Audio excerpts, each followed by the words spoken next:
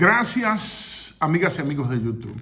Es un placer estar nuevamente con ustedes para traerle una entrega que le prometimos, una revisión de una crítica histórica detallada con una línea de tiempo, quizás como nadie se ha atrevido a hacer hasta ahora, sobre la figura histórica, conflictiva por demás, del coronel Francisco Alberto Camaño Deñó. Al inicio, les ruego, les suplico que por favor le den me gusta a este video, que lo compartan en todas sus redes y que se suscriban a mi canal. Vamos a meterle la lupa a ese personaje histórico llamado Francisco Alberto Camaño Deñó. Aquí vamos.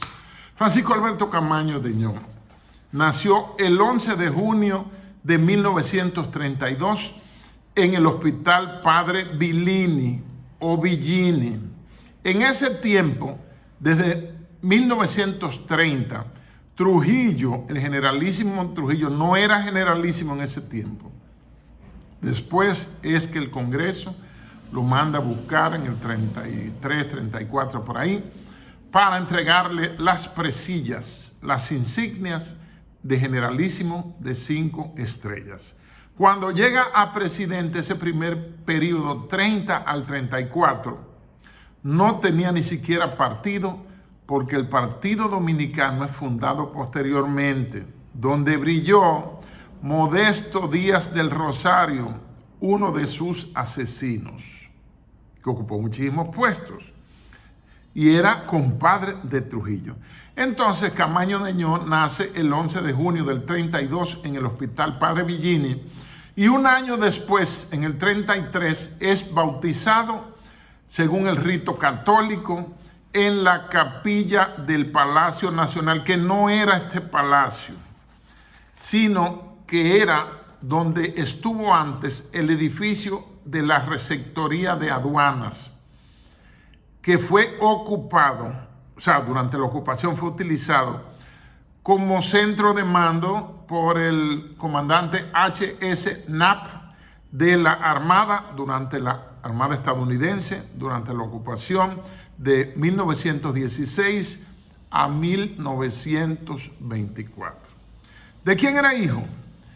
Del teniente general Fausto Camaño Medina, hombre de extrema confianza del generalísimo Trujillo y amigo de long time de esa familia.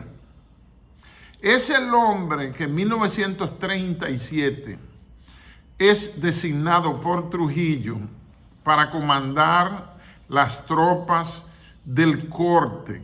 Les explico. Aquella limpieza étnica que hubo contra los haitianos, o la llamada Operación Perejil.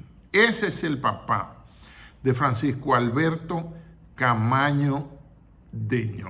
Entonces, ¿qué base tuvo esa limpieza étnica, conocida como el corte, Operación Perejil de 1937? Tiene como base los escritos de una de las mentes más preclaras de este país dominicano y que trabajó con Trujillo, y es el doctor Manuel Arturo Peña Valle, autor de uno de mis libros que yo tengo de cabecera, que se llama La Cuestión Fronteriza Dominico-Haitiana. Peña Valle, en 1944, en Elías Piña, en el local del Partido Dominicano, donde funciona la Policía Nacional ahora, pronunció un discurso llamado Trujillo, el sentido de una política. ¿Cuál política? La política migratoria. Entonces, un ahijado de Trujillo, hijo de un teniente general que fue secretario de las Fuerzas Armadas, compadre de Trujillo, pues debe ascender rápido y debe ingresar, por supuesto. Entonces Trujillo Camaño ingresa a la Infantería de Marina porque él se mareaba cuando navegaba.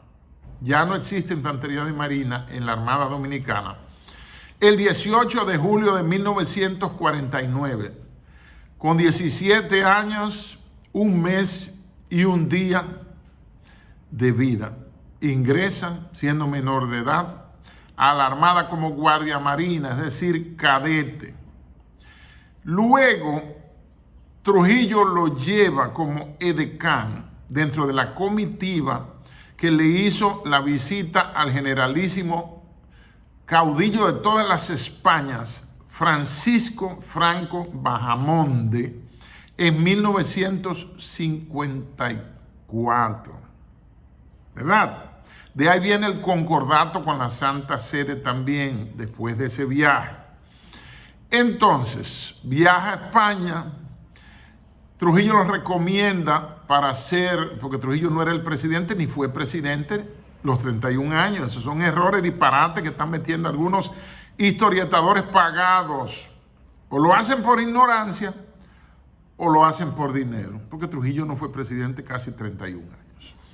Y Trujillo quiere hacerlo capitán, pero ¿qué pasa? Tenía 22 años de edad en el 54. Y el papá se opuso, le dijo, no jefe, mejor dejemos a su ahijado así, porque está muy joven para ascender a teniente de navío de la Armada, que es el equivalente de capitán en la policía y en el ejército. Entonces, ¿qué pasa? Que le voy a citar ahora uno por uno los ascensos, para que ustedes vean cómo Camaño subió como la espuma. Ingreso Guardia Marina el 18 de julio del 49 con 17 años de edad.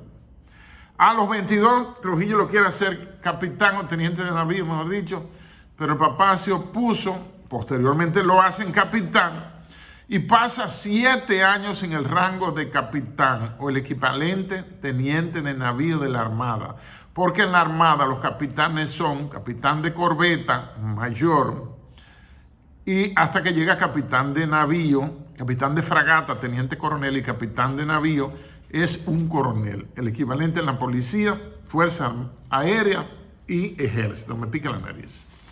Entonces, ¿qué pasa? Dura 7 años en el rango y ya muerto Trujillo, el 9 de agosto del 61, lo ascienden a mayor. Lo ascienden a mayor de la Fuerza Aérea, pero le ponen un chupe.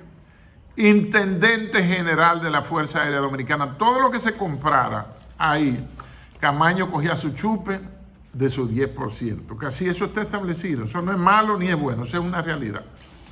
Luego, el 22 de mayo del 62, es ascendido a teniente coronel. O sea que estuvo 9 meses como mayor. Entonces estuvo 7 años como capitán o teniente de navío. Ya transferido de la Marina porque se mareaba y vomitaba, lo pasaron para la Fuerza Aérea. Y entonces, de ahí, dura 9 meses como mayor. ¿Qué hace? Que la embajada norteamericana, quería formar un grupo contra motines, que fueron los cascos blancos, que son la génesis de los cascos negros que también desaparecieron. Y ahí entonces lo hacen teniente coronel transitorio 68 días después. Lo hacen coronel transitorio. Brilló reprimiendo el sindicato de arrimo portuario, POASI, del muelle de Santo Domingo, donde estuvo esa gloria del sindicalismo naviero, Barbarín Mojica. También reprimió el Citracode, el sindicato que tenía la Corporación Dominicana de Electricidad, y también reprimió Camaño duramente el sindicato de trabajadores del Central Romana en La Romana. Entonces, el 8 de agosto del 62, lo suben a coronel y lo hacen comandante del Departamento de Radio Patrulla. El 1 de octubre del 63 es confirmado porque era coronel transitorio. Ahí le dimos la hoja de vida militar utilizando como fuente el tomo 1 del libro de su primo Claudio Camaño Grullón. Entonces, llevando una línea de tiempo, nos paramos en agosto del 62, ¿verdad? Y de ahí Camaño brilló. Tengo entendido que no fue miembro del ejército nunca, pero sí fue miembro. Ingresó a la Armada, a la Marina de Guerra, que así era que se llamaba, el nombre correcto, y después se ha transferido a la Fuerza Aérea, poniéndolo como intendente general de la Fuerza Aérea, que coge su 10% y su buen sueldo. Luego vienen unos cuantos azares y hay una parte de la vida de Camaño de 2 años y medio, 3, que es media tardada, medio oculta. Luego lo nombran agregado militar en Londres para que el MI6 le diera seguimiento por sus inquietudes, por sus tendencias, aunque él nunca, que yo sepa, dio una declaración ni hizo un escrito, porque Camaño no era un hombre inteligente, era un hombre de mentalidad media. Y al final en un escenario vamos a probar que fue menos inteligente que Wessing y menos inteligente incluso que Inver Barrera, que no deberíamos ni mencionarlo. Entonces, abandonan la sede, lo nombra Balaguer agregado militar en Londres. Abandonan las sedes diplomáticas en el Reino Unido, deserta y se hablaba que estaba en Cuba tomando entrenamiento. No se sabía de Camaño, los teléfonos de la familia intervenida, acechando a la familia para ver a los amigos y los primos, hasta que Camaño reaparece uniformado, porque donde más Camaño brilla es en la batalla del puente 28 de abril de 1965. En la línea de tiempo saltamos a 1965 y esa heroica defensa de la patria que hizo el coronel de Abril, hay que reconocerlo. Él enfrentó una hilera de más de 1 kilómetro de tanques enviada por el general Elías Wessing y Wessing, autoascendido porque él mismo se ascendió allá en San Isidro. Y la imagen más antigua, yo tengo 65 años de edad, para la guerra del 65 yo tenía menos de 7 años. Pero la imagen más antigua que tengo registrada en mi cerebro, en mi memoria, es la de aviones Vampiro MK5 y Mustang P51 y AT-6 bombardeando el único puente que había para cruzar de la zona oriental para la capital, mandados por Wessing y Wessing, que se convirtió en jefe de la Fuerza Aérea y jefe de todo, el Grupo San Isidro, como decíamos. Entonces, ¿qué pasa? Camaño tiene su gran bautismo de fuego el 28 de abril de 1965, pero debemos devolvernos un poquito a diciembre de 1962, cuando Camaño va a reprimir a un culto opuesto al culto católico, y los obispos se regaron, diciembre del 62, que gobernaba Balaguer y se le montó el Consejo de Estado, tras a reprimir a los mellizos Olivorio Mateo y su hermano mellizo. Ahí en un evento que no se ha clareado debidamente, resultó muerto el general del ejército Rodríguez Reyes. Mataron al general Rodríguez Reyes y mandaron a Camaño con sus huestes a ametrallar la población y a matar hasta los mamandos. Los 2 mellizos resultaron muertos y ese culto medio brujo, oscurantista, contrario a la fe católica, fue decapitado. Pero San Juan todavía conserva su tradición brujística o su fama de brujo. Eso es bueno decir en estos análisis, lo bueno y lo malo, lo que hizo y lo que no hizo. Hay que decir todo, uno por uno. Entonces, estamos en 1965 La guerra comienza sábado 24 de abril. Y el 3 de septiembre, un agente de la CIA, que siempre fue toda su vida agente de la CIA, nada menos que el supuesto héroe nacional, Antonio Inver Barreras, crea una especie de gobierno en el que la CIA y el gobierno estadounidense, el consenso de Washington, le dictó cuáles iban a ser sus funcionarios.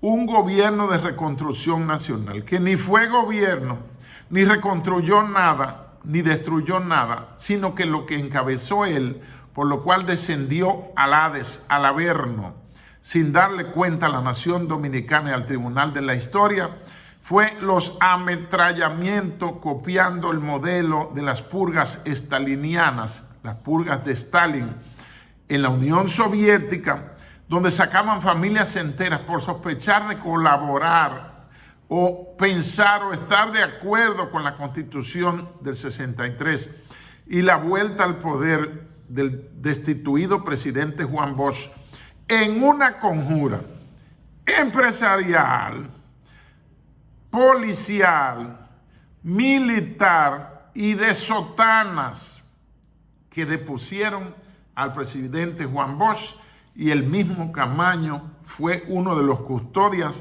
que navegó desde el muelle Don Diego en la capital con el presidente Juan Bosch preso, y lo soltaron en banda, deportado con impedimento de entrada al país en Puerto Rico.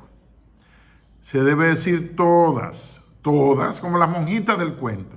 Él dijo a todas, las vamos a violar a todas. Y dice una monjita, ay, a la madre superiora no, por favor. Vino la madre superiora y dijo, mire, freca, él dijo a todas. O sea que a mí me sale lo mío. Entonces, en ese cuadro, después del 65, ya era como un huésped incómodo para el poder, el general, el coronel Camaño, que fue el rango más alto que alcanzó. En el 65, él se ponía una ropa amarilla con un sombrero de vaquero tejano, y lo usó también Aristi, que era su ministro de guerra, y lo usó también su primo Claudio, alterando el uniforme, porque eso que yo sepa no estaba contemplado en el uniforme militar del año 65. Entonces él se va, cuando abandona la legación diplomática en Londres, desaparece y hace un exilio y entra en la clandestinidad, un exilio voluntario, y se decía que estaba en Cuba, y nos mantuvieron desde el 69 hasta el 73 con el cuco de que Camaño venía. Entonces Camaño, si venía, tenía que tener o iba a necesitar un apoyo local en nuestro país, que no lo tuvo. Por eso se dice que Juan Bosch, con mucho fundamento se dice, le sacó los pies a Camaño, y otros se atreven a decir que lo entregó, que lo metió al medio, no sé. El fin es que en 1973, el 16 o el 15 de febrero, me parece un día de diferencia, no importa, hablamos de memoria, llega la invasión de Caracoles, llega en un yate desde Cuba, en el yate Black Jack, lo dejan abandonado ahí en la bahía de Ocoa y comienzan lomas arriba. Y ahí está el letrero que dice Playa Caracoles. Y ahí van a parar a Casavito, Constanza, donde lo fusilan, lo apresan, matan a los otros y lo apresan en el sitio llamado La Nevera, en la cordillera Constanza, San José de Ocoa, que es el mismo sistema montañoso. Por eso yo digo que San José de Ocoa es la provincia más cibaeña de las provincias del sur, porque está en el mismo circuito que Constanza y está también en los mismos productos, lo produce Constanza y lo produce San José de Ocoa. Uno está al sur y otro está medianamente al norte. Eso no me voy a meter ahí en ese tema. Entonces, él estaba identificado en clave como el Coco Mayor. Informaron a Palacio que ya habían apresado al Coco Mayor, que era Camaño, el nombre en clave. Lo dejaron, al último que queda vivo es él. ¿Y qué hace? Dice Balaguer, aquí no hay cárcel para ese hombre. Es decir, que lo que había era una tumba una tumba que no ha sido hallada nunca. No se sabe dónde está el cuerpo de Camaño Deñó. Ese cuerpo que dijeron se determinó que no era. Entonces, luego de esos sacrificios, 1973 de Camaño, y si nos devolvemos 10 años, el primero que se va, como él dijo en un meeting, frente al parque, a la Puerta del Conde, el Parque Independencia, donde dice: nosotros sabemos dónde están las escarpadas montañas de Quisqueya y a ellas iremos a defender la nacionalidad, la constitucionalidad, la constitución de voz. Ese Manolo Tavares Justo, quien Trujillo lo conocía bastante tiempo porque su madrina y una especie de mamá de crianza era doña Isabel Mayer, comadre de Trujillo, muy amiga de Trujillo desde que él era comandante en Santiago. Si vais a Montecristi, avanzando por la calle Duarte, por la calle Central, a la derecha veréis un caserón colonial de madera muy bonito, herida por el paso del tiempo. Esa era la residencia de doña Isabel Mayer, que fue la primera mujer gobernadora en este país. Isabel Mayer. ¿Qué más? Muy amiga de doña Minerva W. Bernardino. Entonces, matan el 21 de diciembre de 1963 a Manolo Tavares y sus compañeros. Entonces, eso fue fruto de esa invasión, de ese foquismo, de ese foco armado. La palabra foquismo no me gusta, que es como hasta despectiva. El triunviro Tavares Espaillat, de los que se cogieron el país, agarró y le tiraron unos panfletos con unos aviones en la zona donde se tenía información de inteligencia que estaba Tavares Justo. Ellos se entregaron y fueron fusilados el 21 de diciembre de 1963, precisamente en tiempos de la brisa navideña. Entonces, ¿cuál fue el papel cuando el PRD, que era el partido revolucionario supuestamente dominicano, que era la organización política más afín, más semejante al movimiento popular dominicano y a los ideales de Manolo y a los ideales de Francisco Alberto Camaño Deñó? Cuando vuelven al poder 15 años después, en el 78, los matadores tanto de Manolo como de Camaño, todos fueron premiados por ese PRD. Si se quiere, no lo debieron someter a la justicia, pero por lo menos guarden la apariencia y no le den esa cuota de poder que quizá le dieron por temor. Miren, Wessing y Wessing, que bombardeó la capital, Balaguer lo presentó en 1970 diciendo: este es un conspirador impenitente, moviendo la mano. ¿Qué pasó? Lo nombró secretario de las Fuerzas Armadas. Al que hizo la operación limpieza matando gente en el 65, porque Camaño acudió a la cita en el edificio Copelo de la calle del Conde, que fue la sede del gobierno constitucionalista de la República en armas, porque Camaño no fue presidente constitucional de la República. La República estaba en armas. La democracia estaba suspendida. Estábamos en un proceso de excepción. Las cámaras dejaron de sesionar y algunos legisladores tuvieron que huir en lo que pudieron fuera del país. Ojo, entonces Camaño, si la vida republicana está suspendida por la lucha fratricida y la opresión de la bota norteamericana, 42,000 soldados norteamericanos vinieron y se metieron mayormente en la capital, porque en el 65 solo se peleó en la capital, mayormente en las zonas intramuros, y ahí de Ciudad Nueva, y en el heroico San Francisco de Macorís. Ahí nada más fue que se peleó. Por eso a la entrada veréis que hay un monumento.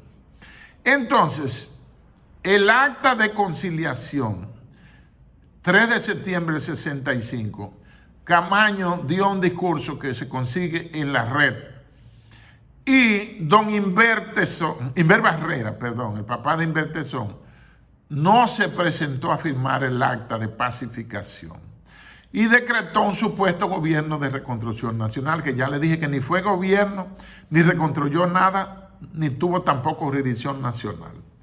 Entonces, seguimos con la listica. Wessing y Wessing, secretario de Estado de la Fuerza Armada, y si mal no recuerdo, fue también secretario de Interior y Policía. No me lo crean, pero creo que sí. Milo Jiménez, de los Matadores de Camaño, fue jefe de la Marina, hoy Armada, y fue también secretario de Estado de las Fuerzas Armadas. Rafael Adriano Valdés Hilario, uno de los matadores de Camaño, que era coronel en ese tiempo. El PRD lo hizo jefe de Estado Mayor del Ejército y después lo hizo secretario de Estado de las Fuerzas Armadas. Mi general Ramiro Matos, el primer militar más formado y con toda una vida como maestro de generaciones. La avenida principal en vida le hace honra al mayor general retirado Ramiro Matos González. Nadie lo puede señalar por una acción corrupta y fue secretario de Interior y Policía, jefe del Ejército, comandante en jefe. Fue también jefe de la Policía Nacional y fue secretario de las Fuerzas Armadas. Entonces, no hubo un cobro. Héctor García Tejada, que tuvo que ver con la muerte de Camaño, también fue jefe de Estado Mayor del Ejército Nacional. Bochán Javier también fue jefe del Ejército y, si mal no recuerdo, fue secretario de Estado de las Fuerzas Armadas. Entonces, vamos a ver, ya casi llegando a los 30 minutos, ¿qué hubiera hecho Camaño que le hubiera sido mejor? Parece que Camaño no tenía las ambiciones desmedidas que tienen estos políticos y que tuvieron los otros. Si Camaño se maneja, como se dice ahora, con el poder, Camaño hubiera seguido siendo una figura pública, hubiera sido un caudillo militar y Camaño hubiese sido secretario de las Fuerzas Armadas, por lo menos. Y quizás se hubiese lanzado a la política y quizás podría haber llegado a presidente de la República. Pero se sacrificó y fue fusilado en febrero del 73 en la nevera en Constanza. Sería un escenario favorable para él no haberse puesto tanto y haberle hecho el juego al poder y hubiera llegado por lo menos a secretario de Estado de las Fuerzas Armadas.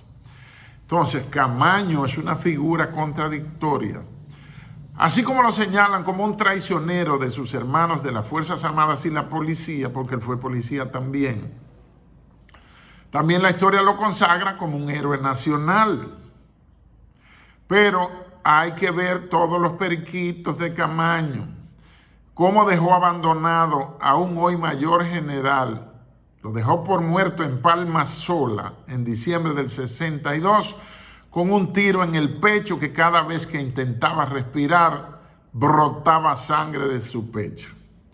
Parece que Dios no había escrito que muriera en ese hecho y llegó un señor de por ahí de San Juan y ve a ese guardia herido, creo que era capitán, con un tiro en el pecho, y le negó el caballo. Se negó a llevarlo al hospital en lomo de un caballo. Ese general aló un arma en un tiempo récord y le dio un solo tiro a ese señor. Y así sangrando, con menos de la mitad de la sangre en su cuerpo, se montó en ese caballo y halló, sin conocer San Juan, un hospital donde ir a recibir tratamiento. Hay cosas de la historia que no se ven o no se dejan ver maliciosamente, porque debemos estar claros y estén convencidos de que nos han engañado. Las escuelas, los libros de historia dominicana y una gran cantidad de historietadores pagos que son amanuenses de las élites, amanuenses del poder, convierten en santos a los verdaderos demonios protagonistas de nuestra historia. Les recomiendo por último, aparte de que se suscriban y le den like y lo compartan, este conflictivo video, que me dejen comentarios respetuosos ahí en la caja de comentarios y que busquen un libro de Joaquín Bochaca, que se llama Los crímenes de los buenos, para que vean que la gente que la historia oficial, la historia que paga el dinero, no necesariamente son santos, ni los que ellos presentan como demonios lo son tales. Entonces, gracias por soportarme casi 32 minutos. El que lo vio entero, ponga un 32 al final. Bendiciones.